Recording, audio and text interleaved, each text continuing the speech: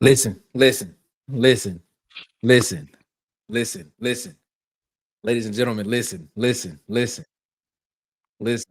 a minute. Am I echoing? Am I echoing? I'm echoing. All right, I'm not echoing no more. There we go. I'm not echoing no more. I'm not echoing no more, ladies and gentlemen. Ladies and gentlemen, it has happened. It has happened, ladies and gentlemen. It has happened. One Hubert Bartholomew James Randolph Freeze has been fired after 3 seasons as the head coach of Auburn football. One Hugh Freeze has been let go and relieved of his duties as the head football coach of the Auburn Tigers. Ladies and gentlemen, this is news that we have been officially waiting to say. It has happened. This is not a joke. This is not a joke. The end is here. There it is. The end. Ladies and gentlemen, that is the last picture that you see of one Hubert Freeze walking off of Jordan Hare Stadium at Pat Dye Field. Cameras around him, surrounded by Alabama State troopers. Hugh Freeze is no longer the head coach of the Auburn Tigers football team. Dustin and I did a show this morning over on the Uptempo podcast. We were waiting for this to officially drop. We waited for like an hour and 35, 40 minutes for this officially. Strung it out. We strung it out. And literally when we got off, Dustin texted me, was like, I think it just happened. I was like, I think I just got the same text message you get. Dustin. Yo. Yeah. We talked about this earlier. Yeah, buddy. How you feeling, man? How you feeling, Dustin? Much better than our last conversation, friend. And look, full disclosure for anybody who hasn't ever heard me speak on this. Look, I wanted Hugh Freeze to work. I want anybody that Auburn hires to work out. Obviously, he's an Auburn fan. But in particular, I wanted it just there to be the redemption story. Man, I've made a lot of mistakes in my life. I don't judge men for their mistakes. Unless they're just egregious, right? But like, I want to give everybody a chance. I saw a redemption story arc in Bruce Pearl with the Auburn basketball program, and I wanted to see that on the football side of things. I also thought that because of the public nature, because of the way that Hugh Freeze was drugged, because of his prior mistakes at Ole Miss whenever Auburn hired him, I thought Auburn was going to get a version of Hugh Freeze like they got in Bruce Pearl, because Bruce Pearl was fired up. He was ready to prove to Auburn, you made the right decision by putting your neck out on the line here and going and getting me despite this show cause penalty and all that kind of stuff, correct? And then Bruce Pearl shows up at Auburn and does that. 2 Final Fours, greatest run in Auburn basketball history. Did I expect Hugh Freeze to maybe have that level of success at Auburn football? No, probably not. But I thought he'd be good. And I for sure thought that the effort was going to be that of, I'm getting another chance in the SEC. I'm going to prove you MFers wrong. And very quickly it became obvious that wasn't the mindset that he was coming in with. Whoever that Hugh Freeze is, and that pregame speech back in the day when he's at Ole Miss versus Alabama, where he says, lock the gate, throw away the key, and let's see who wins this dogfight. Mm-hmm. Wherever that Hugh Freeze is, that's not the one that Auburn got consistently. And you just time to make a change. If I had to think of one word to describe the Hugh Freeze era at Auburn, I would use the word goofy. I would say goofy. It was goofy. It didn't make any sense. The things he said all the time always had you going, wait, what? Well, that's okay. There was that weekly. This whole close thing for the past 7 weeks has just been ridiculous. So blaming Peyton Thorne, blaming Philip Montgomery, those guys leave. It looks more the same. it was obvious to a lot of us what the issue was. About halfway through last year, it became kind of clear. Everything that's happened this year has just kind of reiterated that. So goofy, man, a lot of missed opportunities, and I understand why you watched a bunch of one possession losses last year, and you were hopeful that maybe this year the ball would bounce the other way. Sometimes guys are just losers. Sometimes they're not going to find out a way to get over that hump. And that Mamba mentality that Kobe made so famous, it wasn't in the head coach. That clutch gene. Look at how Kirby Smart conducts himself, and look at how his team acts in the fourth quarter of close ball games. Look at how Hugh Freeze has conducted himself, and look at how his team responds in close four-quarter games in the SEC. It speaks for itself, man. So I did a lot of yelling and cussing at John Cohen this morning. I waited a little bit longer than I wanted you to, but we didn't even get to halftime of the NFL games, and we're doing this show now. So, okay. That's it. Okay. But we'll have the process gets handled from here. But I'll end it here, buddy. Look, players worked hard. There's a lot of assistant coaches in that room that have worked hard. I feel for a guy like Keldrick Falk, whose college career is basically over. And I don't want to say he wasted it because he's going to go on and be a high draft pick. He's a well-known name. Auburn took him to media days. He got a ton of pub. Like, there's in a lot of ways him coming to was successful. But in terms of wins and losses, it wasn't, obviously, and I hate that. And then on the offensive side of the ball, there are guys, Malcolm Simmons, Cam Coleman, we could go on, who aren't getting the wins, and also their talent has been wasted in this limited amount of time that they have. I hope that Auburn can get a guy in here that can convince them to stay and put them in position to be successful, and or I hope they go somewhere in the portal and find a way to be successful, because they've already wasted the majority of their eligibility here at Auburn in a bad system. And I just hate that, because these guys are talented. I'll never say Hugh Freeze was a bad recruiter. He got good recruits here. He's great at shopping for groceries, just no idea how to cook them. And my old lady would accuse me of the same. So look, it is what it is, man. But the right decision was made, and we talked about standard a lot today, Nick. We did, and I think that good on Auburn, good on John Cohen for saying that is unacceptable. That crap cannot be the standard. Yep. As if you just joined the chat, and I'm pretty sure more people are gonna probably join the chat later on once they see what's going on. There it is, the final image of one Hugh Freeze walking off the field, the end.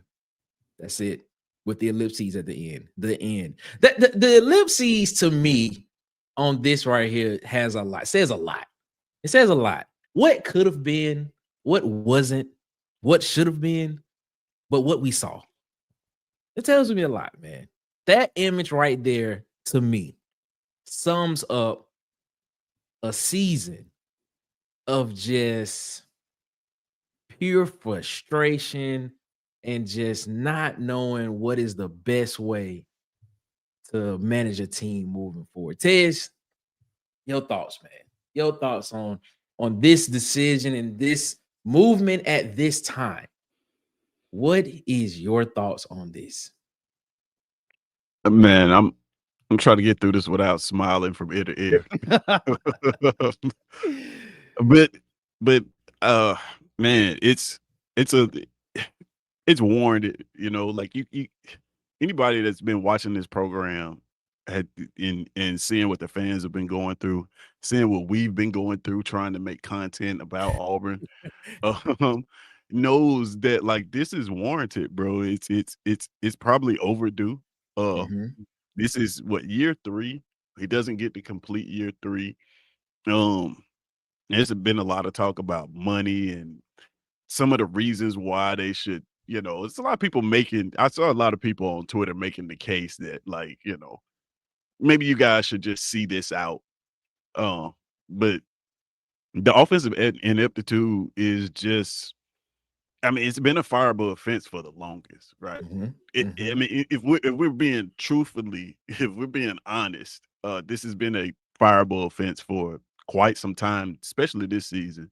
I think, like, the referee situation and the missed calls kind of bought him a little bit of time, And you know, right? One thing I can say, like I just said, he's good for shopping and groceries. This guy can sell sand to the beach, and and I think that's what you saw a lot of this season is he bought himself a ton of time that he didn't buy with like real money. You know, this was monopoly money. He didn't produce offensively at all. Um, I'm interested to see what the offensive side of the ball looks like um in these upcoming games because there's still talent there.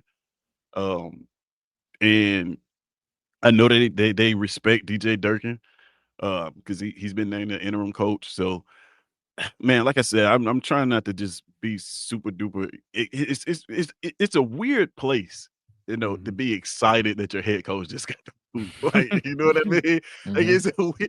it's like a weird feeling, man. But a lot like everybody, man. I wanted this to work. I really did. Like when he got hired, he wasn't my choice. Like I wouldn't have. That wasn't my first choice, Hugh Freeze. But like once he got here, you know, I immediately started watching some old Miss film and like I was like, hey, with the talent, you know, he's getting talent. This could work, right? This could work. Mhm. This could at least be decent. You know, he could give us that 10 games that he's given everybody else at every stop that he's been.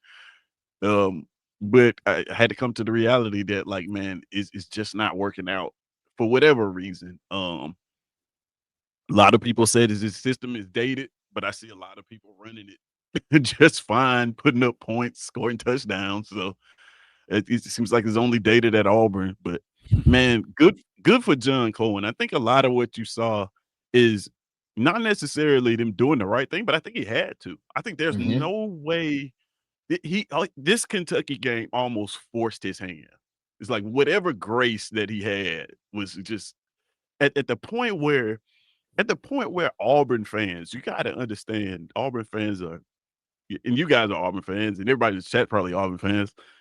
We're such a loyal bunch of fans, man. Like y'all talked about it earlier, like yeah, they're kind of taking advantage of us of that loyalty. At the point where Auburn fans are screaming "fire the coach" after a game, you have to take notice of that. You have to. You have to because last thing you want 40,000 people in the stands for a Mercer game and FBS schools sitting at 7-1 coming into your building and 40,000 people in the stands. So I think his hands was forced. I think, you know, finally the fans did a good job of just making their voices known. And man, I'm I'm excited to see what comes up after this because I feel like we have some pieces in place that I mean, this program, I never give up on this program. So Mhm. I think Auburn is a great place. So I'm excited to see what is to come. Marcus, co-host of Water Cooler Talk Sports, he jumped in. He said he was asleep. He woke up from a nap.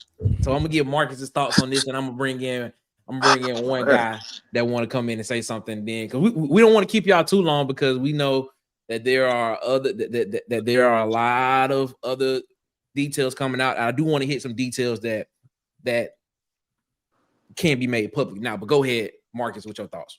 Man, I fell asleep and woke up to a celebration, fellas. What's up? Wow. Dang, it feels like we won yesterday after that one. But I ain't trying to celebrate because he lost his job, but the buyout still coming his way, so I don't feel too bad. But yeah, man, it feels like Ted said, it feels like the AD hand was forcing this one because we all knew we were supposed to beat Kentucky. And the way we lost, you had to do something about it. We couldn't wake up this morning and nothing was done at this point. Like they would have set a bad example, especially the way the nature of college football is right now. They would have set a horrible example for our school culture. So at that point, it had to be done. I'm glad they finally did it. Like Ted says, I'm anxious to see what's to come for Auburn.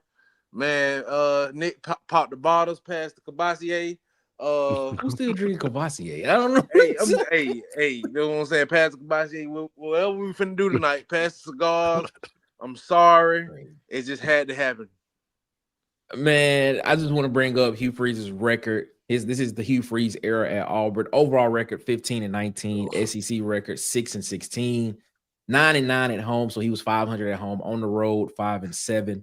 Against ranked opponents, 1-12 against ranked opponents. Did have 2 top 10 classes. We did make a bowl appearance his first year there, but we got blasted against Maryland. And then, of course, 2025 SEC offensive ranking this year, we are 15th in the conference in the offensive ranking this year. Details that we can now spill about the whole Hugh Freeze situation is that this was actually in the works since Missouri. And of that nature. I from what I heard and reading now that that has been, you know, kind of reported, is that it was asked after the Missouri game to step down, to come to a buyout agreement. It was something that Hugh Freeze refused to do. But now you looking at after last night, I guess they agreed to a reduced buyout for Hugh Freeze to step down as the head coach, was technically he's fired. Technically, that's what that means. But you know, this is a day that a lot of people have been waiting on. A day that a lot of people are looking at and saying that why did it take so long to get here? But I'm gonna tell you one guy who is ready to. I don't know if he's gonna change his name or not. I'm gonna be honest. I don't know if he's gonna change his name, but I'm gonna tell you one guy that's legendary. That's ready to talk about it. Ladies and gentlemen, Fire Freeze is in the chat. Fire Freeze, what's on your mind, Fire Freeze? Glory, glory, hallelujah. Happy Sunday and praise God, everybody. Fire Freeze. Before you go, Fire Freeze, I just got one question. Are you gonna keep the name or are you gonna change it? I'll have to think on that. Okay. You remember when I came in here a few weeks back and I went, maybe it's time to get rid of John Cohen, and y'all kind of looked sideways at me? I did. I was like, wait, what? Okay. Yeah, I mean, I got similar things when I changed my name to Fire Freeze. Like, what? It's too early. No, it wasn't. No, it wasn't. But John Cohen I'll use John Cohen's words. You know, I expect my car to crank up when I go out there, but if it doesn't, I got to reevaluate. This car ain't cranked in 3 years. Right. You've been going out there and it's been stalling out every morning. And you're like, well, we started the works a couple of weeks ago. Well, it took you going out there and trying to crank the car. All 4 tires blew out. The engine caught on fire. You jumped out and it blew up. And then you finally went, we got to change the car. What do you mean? We begged him to step down. We wanted him, but he didn't agree. No, you walk in there, you're fired, you're done, go away. Do you got no balls? I mean, really? What's this? Come on, let's agree and let you save face and you just step down. Maybe we say it's the health problems, or no, you walk in there, you go, you ain't got the job done. You're a pathetic excuse of employee. You're done. So John Cohen, it ain't no maybe it's time to go. It's time to go. The president needs to look at John Cohen and go, yeah, you ain't doing a good job either. So maybe I changed my name to Fire Cohen. But I mean, but seriously, I'm as mad, John. I mean, Freeze, I'm not really mad at him anymore. I knew he was a pathetic coach years ago because he's calling the exact same plays he called at Ole Miss. Everybody's caught on. Other people are successful with the concepts, but it isn't the same plays. It's just the concepts. The concept's fine, but if you're calling the same play set, that they can look at, well, when he lined up his tight end at Ole Miss here, they're running this. And when he lines up that same tight end here at Auburn, they're running that same play. I mean, really. So that's what I had to say. I mean, Cohen took way too long. He didn't do what he needed to do. It's been obvious for a long time. And this whole, it comes out, oh, we asked him, but he refused. That's interesting. Have you ever been a boss? For myself. I mean, I've been a manager. I've had employees under me, and if they aren't performing, you got to get rid of them. You don't call them your office and go, "I'd like you to resign. Would you resign and make it easy on all of us?" No, you call them in there. I'm sorry, we've got to separate. I love you as a human being, but you can't work here. There's no negotiation with your employees. It's they're fired or they're not. Yeah, But that's all I got to say. true. I'll let y'all get on with it. Shout out to Fire Freeze, the most legendary name in the Auburn space, man. Prophetic. Shout out to Fire Freeze. James Barnett. Shout out to James. He had a question in the chat because we got another guy that's gonna come in. I'm pretty sure you're gonna hear from him now and later on this afternoon. James Barnett said, fellas, how much time will the next coach get? Although Coach Hugh Freeze needed to go, no good coach is going to be fired in 2 to 3 years, especially in another rebuild process. Thoughts? I think I'm gonna be honest with you. I think they get 3 years again. I think in this time period of college football, with what we've seen from Mike Elko, I stated it this morning. What you seen from Mike Elko, what you seen from Kurt Cignetti, what you saw Dan Lanning do at Oregon.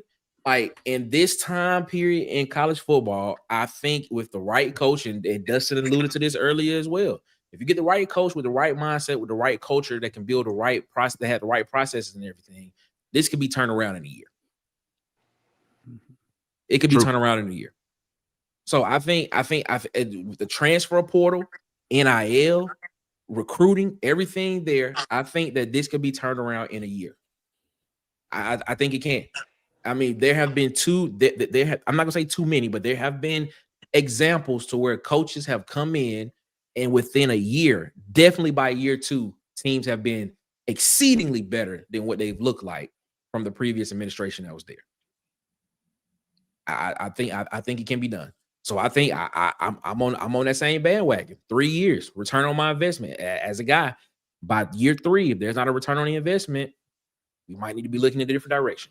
If there's not provable statistical value of showing us that the team is getting better, we could clearly see on the field that Auburn was getting worse on the offensive side of the ball, but the defense was getting incrementally better. Y'all thoughts on that before I bring in our next guy? I think it's important for everyone to have reasonable expectations. I think it's important for everyone to understand that in today's day and age of college football, that looks more and more like the NFL. That 8-4 is maybe what 9-3 used to be. Maybe even in some schedules, what 10-2 used to be. You know, I look at LSU and I say you should have fired Brian Kelly because of all of the toxicity that was involved. But just on a pure record standpoint, 9-4, 10-3, 9-4, and they were 5-3. Like, I know that they have high expectations there, and I'm not saying that they shouldn't, but the argument I would make to an LSU fan is, who are you going to get with playing the schedule that you play? That's going to do better than 10-3. That's probably a realistic zone for y'all to be in, right? So have realistic expectations of what Auburn can and should be. So in 3 years, to answer James' question, does that guy have to win the national championship in 3 years? No. But pay attention to the signs along the way. And use your eyes and eye test it, right? We're not firing Hugh Freeze today, and the fan base wasn't booing Hugh Freeze because he was in his 3rd year and Auburn hadn't made a playoff yet. It was very much because of New Mexico State, Cal, and then you go down the list, right? So like there were so many points that you could go back to throughout this Hugh Freeze tenure and say red flag, red flag, red flag, red flag. So it depends on how it looks in those 3 years. If a new guy comes in next year and it goes 7-5, and we all look around and say, I think we got better this year. Yep. Exactly. And I think he got pretty close to what the talent was. And then the next year is 8-4. We say, you know what? Got better, and tough schedule, and I think that's probably about where the talent. Like, it just depends on what it looks like. I think we can be realistic and still have reasonable expectations, and then still at the same time hold guys accountable when they go 9-9 at home and 1-12 versus top 25s and 28-point blowouts to. New Mexico State's one of the worst Division I programs of all time, man. Like, save me Diego Pavia and Kill and all that. Like, you missed me with all that, okay? The talent gap, that excuse that was used that night was a red flag. And everything that happened that night was a red flag. So what does it look like in those 3 years? Because Gus Malzahn If you go back to when Gus Malzahn was the OC at Auburn, you combine his time as OC at Auburn, he ran the Auburn offense outside of his 1 year at Arkansas State for over a decade. He got plenty of time. Auburn gave him all the time in the world to be in charge of calling plays at Auburn. Eventually, Auburn said, hey, man, 7 years in a row, you've lost at least 4 games. Might be time to make a move. Yep. So, Tuberville was what, 99 to 2008? Yep. The national media is going to come out today and say, look at Auburn. They fired Harsin before he made it through his 2nd year, and they fired Hugh Freeze before he made it through his 3rd year, and they're just super impatient down there. Don't be gaslit by that crap. Both of those guys earned their firing. Hugh Freeze earned what's coming to him today, and Auburn is a great job. The resources that were given to Hugh Freeze. Yeah. Perfect example. I agree. Perfect example is Texas A&M. They gave all the resources in the world to Jimbo Fisher. It didn't matter. He couldn't get it done. They've given all the resources in the world to Mike Elko. Look at him now. Yep. We gave all the resources in the world to Hugh Freeze. He can't get it done. But Auburn is still prepared to give all the resources in the world to the next guy. I have never been more confident as an Auburn fan, having just a little bit of inside knowledge that I have about what's going on behind the scenes. I have never been more confident that Auburn's going to be okay if they hire the right guy. Hiring a coach is hard, okay? Auburn might mess this one up too, because you can go back to like when A&M made that Jimbo hire. Yep. It looked like a pretty good hire. He had just won a natty at Florida State. They had no way of knowing what was coming down the pipe, that the game had passed him by, and that it was literally going to happen on their watch. It's hard. It's a very hard job. I don't envy the people that have to do it. All I'm here to say is if they get this one right, Auburn will fly, man. And Auburn will fly quick, because in the portal, you don't have to wait like that. And again, I'm not saying Auburn's got to win the natty in year 1, year 2, or year 3 under the next guy. You just got to see a steady progression. And if you hire the right guy, it will happen at Auburn, and it will happen fast. I firmly believe that. Yeah, agree wholeheartedly. Ted's your thoughts on that, man, before we get our next guy in. Man, I echo what Dustin said. You know, I said it 100 times, like hiring a coach is not an exact science. We kind of sometimes reduce it to that, like, oh, this guy was successful here, he should be successful here. That's not really how it works. It's like you kind of just it's really, and I hate to say this, but like it's really kind of luck. You know, like you kind of find the right guy at the right time for the right system, the right players, the right culture. It all kind of just lines up when it's done. You know, when you look at the great coaching hires, it's usually people that people didn't agree with in the beginning, right? When Mike Elko went to Texas A&M, what was the scrutiny? It was like, he's never done it in the SEC. What has he won? He's at Duke. You know what I mean? So it's like it's not this exact science. So like you said, it's tough to be in a position to have to hire a coach. I think you just kind of go with a guy that fits. And man, Auburn does have all the resources in the world. Auburn is a great place. It just is, as far as the game day experience, as far as what these recruits see when they come into the building. All the resources, all of the way the fan base embraces these kids, like it's almost second to none. Like you don't see that at a lot of schools, even the schools that are winning. You just don't see it. And that's why everybody's so excited about this, and I hate to use Hugh Freeze words, but just being so close, right? Just being so close, because we know that like all it takes is the right guy in the building. And this thing just goes, it just erupts, because everything is in place. Everything that you hear outside of winning, outside of winning, everything that you hear other fan bases complain that their schools have a lack of, Auburn has. Right? You don't have to beg. We don't have to beg our fan base to come to games and stay at games. We never have to do that. They're going to come and show up regardless, right? Resources are plentiful there. Practice facilities are amazing. Like when a parent brings their kid to Auburn on a visit, those parents fall in love with the place because everything about it says like this is a great place for my kid to not only play football, but the culture around even the city and the town is a great place for them to grow and flourish. Auburn has every single box checked except for the win column. And once that happens, you know, we think that this thing is going to explode. So it's always, you know, as fans, we're always going to be hopeful in Auburn. One of the things that, like Dustin said, hey, you don't have to win a natty in 2-3 years. And we talked about it, Nick, like with the playoff now, we may start judging coaches by Final Four appearances like they do in basketball.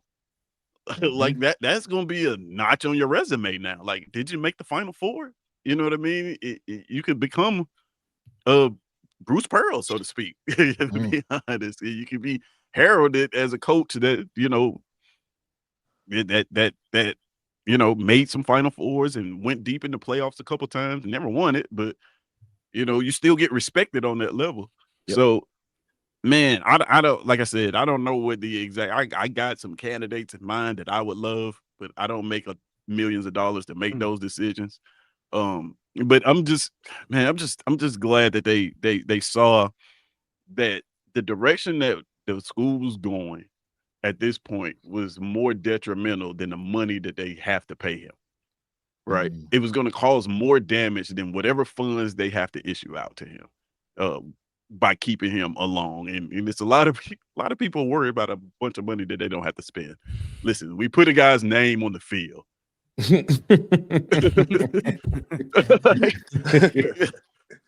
I don't know, but yeah. So, man, like I said, I don't want to be just super happy about a coach losing the job, but I think we all as fans know that what could possibly come from this. Like you said, all it takes is for them to you just got to be right once. Yep. That's all it takes. You just got to be right once. You get the right guy in here. And the next thing you know, we're having a completely different conversation next year. And you'd be surprised, man, like what a different voice in the locker room does. We saw it when Cadillac took over and how inspired that those kids came out there and played. We got 3 games left, 4-win team. Man, I don't want to start that, but I'm just saying, like, we got 3 games left. We got 4. If Durkin can come in here with a different voice and possibly steal one of these games, either Vandy or Bama, man, you're looking at a bowl game, and all of a sudden the trajectory of the program is headed in the right direction. Just like that. And I don't mean like it takes years. I mean it takes a week. You know what I mean? A week. If you can get some sort of offense together to put some drives together, like I think we have well enough defense to hang with anybody. Then you got an Iron Bowl, which is always a toss up. You know, it's man, it's just one of those situations where I'm waiting to see how the kids respond. I'm waiting. This Vanderbilt game, I have never anticipated watching the Auburn football. Well, not this. I'm not gonna say never, but like this season, this is probably one of the games I'm more anticipated watching than ever. Like I want to see what this offense looks like with a different voice. I know what the defense is going to bring, and it's going to be against competition who I think is well coached. So, like, what do we look like? What do we look like now that everybody's gotten their wish? What do we look like? And it'll tell me a lot about what the kids thought about the direction that the team is going. It's how they play football in this game coming up. Agree. Yep. Let's bring in Ant. Ant, we might be on the plains. Ant, maybe they'll respond to me now. Maybe they'll respond to me and we'll hear something. But Ant might be your next OC at Auburn. Ant, what's on your mind, my guy? What's on your mind, Ant?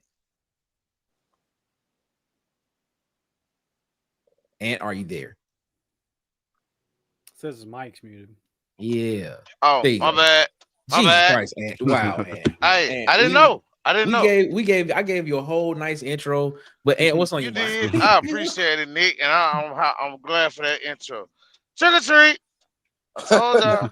We appreciate it, Ant. Told What's on your y'all. mind? We ain't got that much time, Ant, because we got to get off Hey, soon. But man, what's on your mind? all I'm gonna say is I told y'all it's a way. Auburn find a way to lose the game, and it just be bad after that. I told y'all at the Missouri game they had the 15 mil ready. Mm-hmm. You did. They talked them up. They talked them into a way to keep it for one more game. They were going game by game basis, and he just happened to not do nothing this game. Look worse than A&M. Well, I Ant, guess you we did can say that. go. I gotta get Ant his prop because Ant did say that. Ant did say after that game that they was looking to that they was ready to make a difference. I don't know how Ant knew that, but Ant knew it. He said it. But shout out to Ant, man. Shout out to Ant. We can go roll Toomer's corner now. War Eagle, everybody. I'm out. Shout out to Ant. We'll Rant see you later later on today. We'll see you later on, Ant. We'll see you later. We got one more guy coming in. They call him Mr. Finally. Mr. Finally is coming into the chat. It's gonna be the last guy we take before we get out of here. We just want to get on real quick and break the we're not breaking the news, but we just reacting to it real quick. Because trust me, we got a whole week to talk about it. We got a whole week to talk about it. Mr. Finally, what's going on? How you feeling? Hey, what's up, guys? Oh, that's 21. What's going on, Ed? What's up, Ed? Mr. 11 to Mr. Finally. Like, huh? What's up? Great. Just got home from church, man. Oh, you just got home from church. Okay. Yeah, did you praise the Lord? Did you give him thanks? Man, he answered. Apparently he did. Yeah. But yeah, man, it's just simple. It just needed to happen, man. Like you cannot win with bad foundation and culture. You just can't. I agree. It's impossible.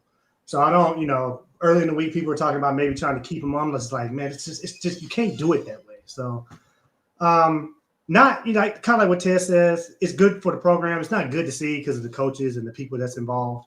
I'm not sure if we got any other news on O-line coach. That dude needs to be gone too. But hopefully we can hear something later. But yeah, I'm just happy that because I was not going to watch this weekend if he was still here. Because I can't support it. So that's fair.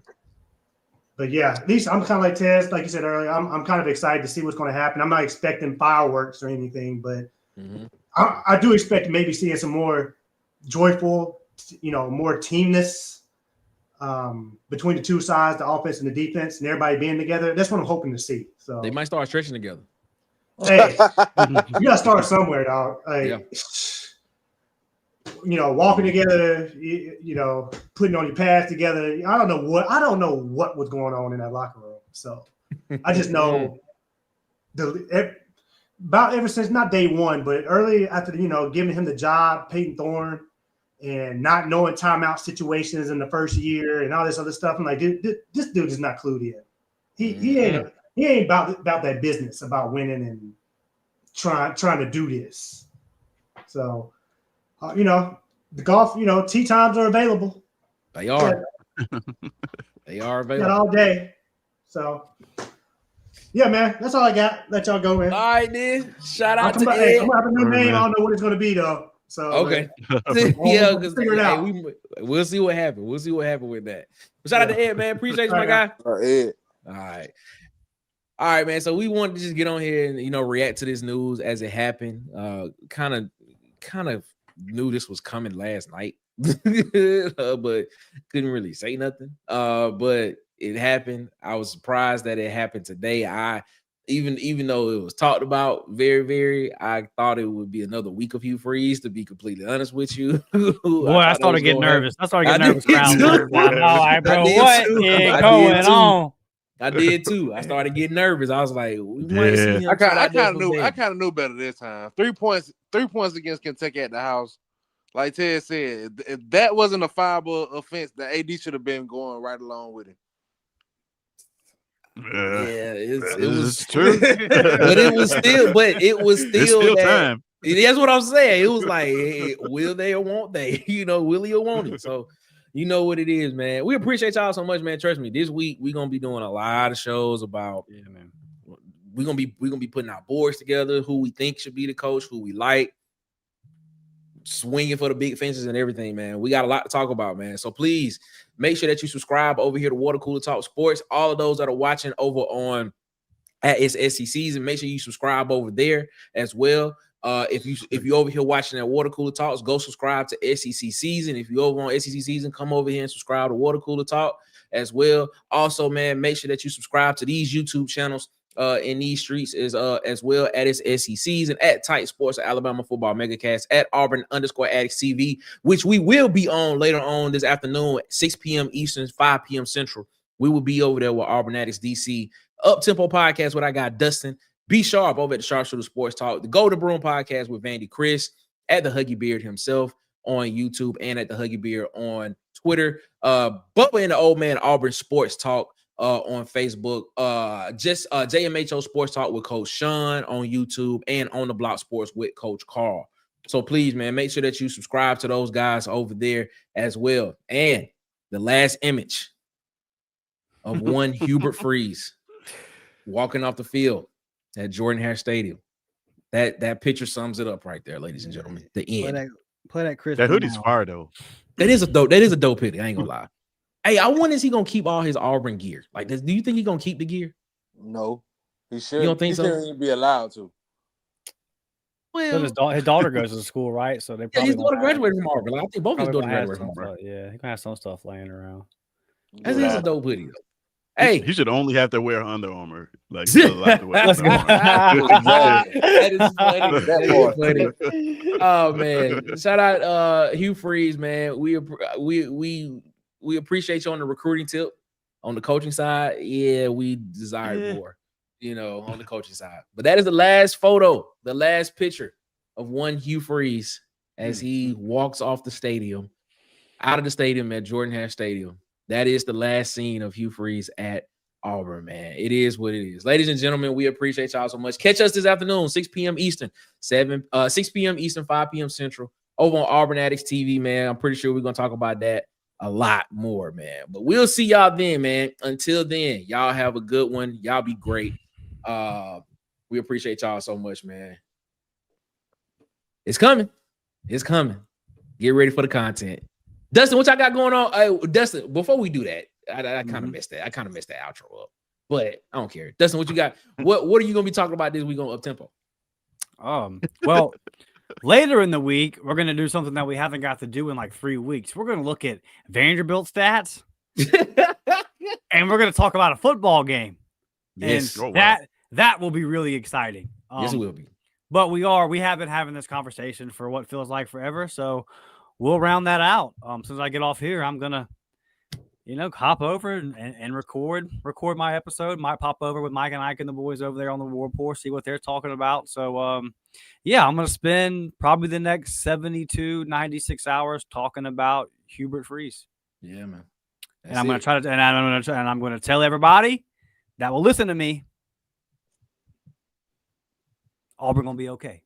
If they hire the right guy, right? Like, I mean, I don't, if they mess it up, then we'll have the same conversation again in 3 years, and I don't want to do that.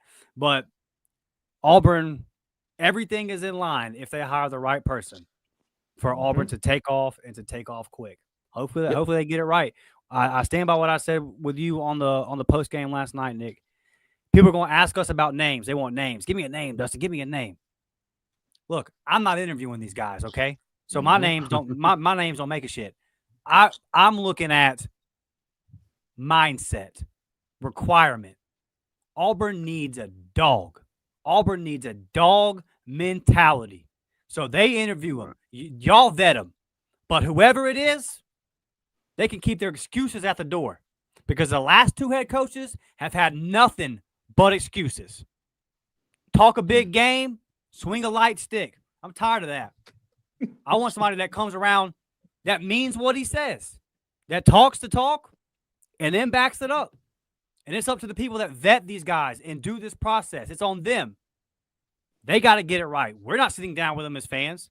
But one thing I can tell you, after watching what I've seen the last 5 years of loser-ass mentality on the Plains, that has to be attacked directly.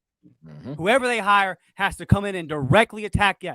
Scheme, all the football stuff. Sure, absolutely. But this loser mindset that is poised in the plains has to be rooted out, man. That's what Gotcha. I'm looking for, a winner.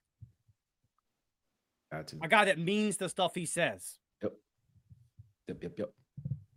I agree. Tez, tell us about this thumbnail right here, sir. Yeah. Working on the episode, man, where we're gonna have a really, really nuanced conversation about the effects of ESPN and Disney on college sports. We're gonna get in depth with it, man. From the network disputes to all the way down to NIL. So you won't want to miss this one. Make sure you subscribe and set your notification bell so that you don't miss out on this one. I don't know if it's gonna come. This is, it'll come sometime this week. Because I want to make sure everything's in place so that it turns out to be a good episode and we can actually have a good conversation on it. But also, I do want to thank the SEC officiating. Right, I was mad at you guys. I really was. I was really pissed when you guys missed all those calls against Auburn, costing us those football games. But I don't know if we'd have got this result today if we were 6-2. So, yeah, so I thank you guys. I think you had just as much as hand in this as Hugh had himself. So I appreciate you for that. There it is, man. Shout out to that, man. Be on the lookout for that, man. Appreciate Dustin so much for rocking with us. And one last time, ladies and gentlemen, the final image of one Hugh Freeze walking off the field, Pat Dye Field, Jordan Hare Stadium, the end. And on that note, ladies and gentlemen, we are gonna see you later. Y'all take it easy. And War Eagle, we are out. Boys and girls of all ages, you're tuned into the Water Cooler Talk podcast, the biggest podcast in the world. Yeah. Thanks for checking out this episode of Water Cooler Talks with your hosts, Nick Frazier and Marcus Fitzpatrick. Make sure you like and subscribe on your favorite podcast platform so that you never miss an episode.